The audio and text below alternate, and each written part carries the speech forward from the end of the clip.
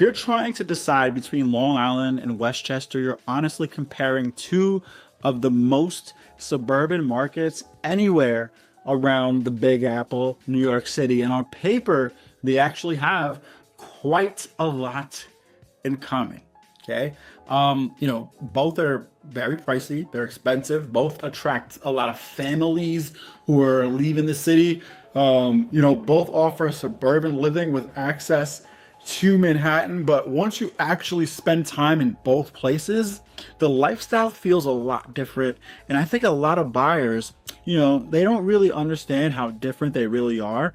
And today in this video, I'm going to break down the real differences between Long Island and Westchester, the vibe, the lifestyle, the commuting, the housing, and what type of buyer usually ends up happier in each one, because this decision is going to be way more about lifestyle than people actually think.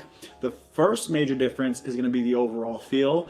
Long Island generally is going to have much more of a suburban beach coastal kind of vibe, where Westchester is a little greener, it's hillier, it's honestly a little bit more upstate adjacent, in certain areas. Long Island is much more flatter, it's much more spread out, and it's much more connected to beaches and waterfront living. So if you love the beach, then Long Island is going to be the better fit for you.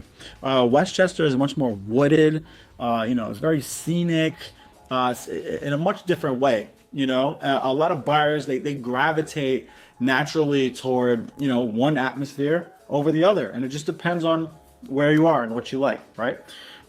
You can almost feel it immediately when you drive through both places. It's definitely, there's differences. So let's talk about commuting first, because it's a huge factor.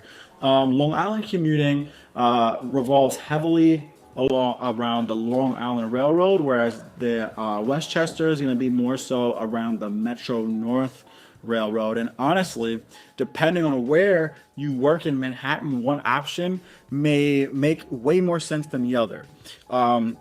Westchester often appeals more to buyers working on the west side of Manhattan, or who need that Grand Central Station access. Whereas Long Island tends to work better for people who are tied to Queens, Brooklyn, or Eastern Manhattan. Especially commute quality is something that impacts the way more than buyers are really going to realize, right? So another major difference is going to be the housing style. So Long Island housing tends to feel more traditionally suburban. You got colonials, ranches, especially in Nassau County and Western Suffolk County. Westchester has a little bit more variation architecturally, I find. You'll find more historic type of homes, medieval type of homes, more elevation changes, more wooded properties.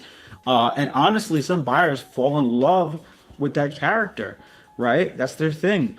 Others prefer the cleaner suburban kind of layout that you find in Long Island. Another huge difference is going to be the relationship to the water, right? So Long Island has, its identity is based very strongly on the coast, right? The coastal identity. South Shore beaches. You got your North Shore waterfront towns right on the harbor with the boats. The marinas, the beaches. That lifestyle is a major part of Long Island culture. Westchester has waterfront areas too, especially along the Hudson.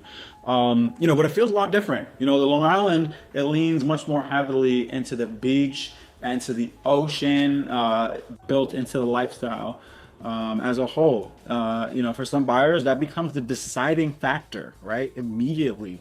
Now to our pace, right? Long Island is going to feel much more busier overall in many areas. It's more dense, it's more traffic, okay, more movement. Westchester is going to feel a little more quieter. It's going to feel more spaced out depending on the town. Not rural, but definitely different, right? And honestly, this is where your personality is going to really start to come in. Some people love Long Island's activity.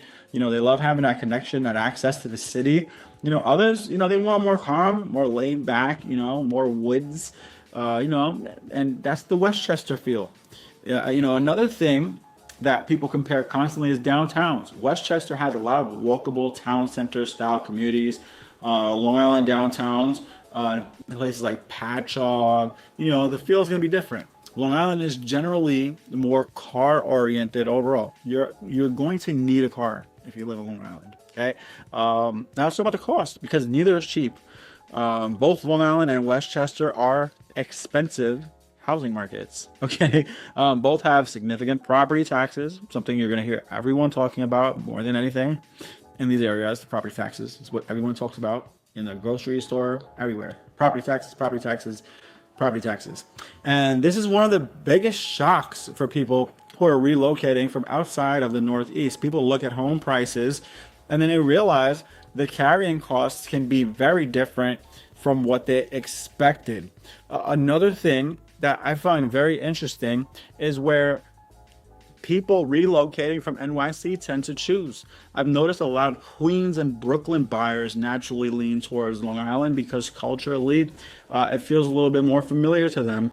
Meanwhile, some Manhattan buyers are more drawn to Westchester depending on the lifestyle and commute preferences, right? So I'm seeing Manhattan people going to Westchester and Brooklyn and Queens going to Long Island.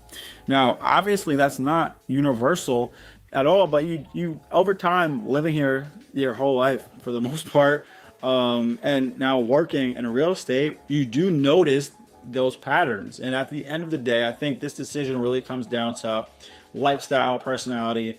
Long Island is usually a better fit for those buyers who want the coastal lifestyle. They want beach access. They want more connected suburban feel and strong ties to kind of the New York City kind of culture. Whereas Westchester often appeals more to buyers who want a greener environment, a slightly quieter pace, more wooded scenery, and a different suburban atmosphere. So neither is better. They're just different. I think buyers can get themselves into a lot of trouble when they focus too much on statistics and not enough on what they actually feel, right? Because at the end of the day, how you feel is the most important thing. So both Westchester and Long Island can be amazing places to live. I love Westchester and I love Long Island as well. The key is just going to be understanding what actually fits your lifestyle. So if you're trying to decide where you want to move and you're thinking about making the move to Long Island, I'm happy to help you out with that process. Feel free to reach out to me. All of my information is down below. You can call me, text me, email me, and I would be more than happy to help you out with the move. So thanks for checking out the video. Hope you have a great day and take care.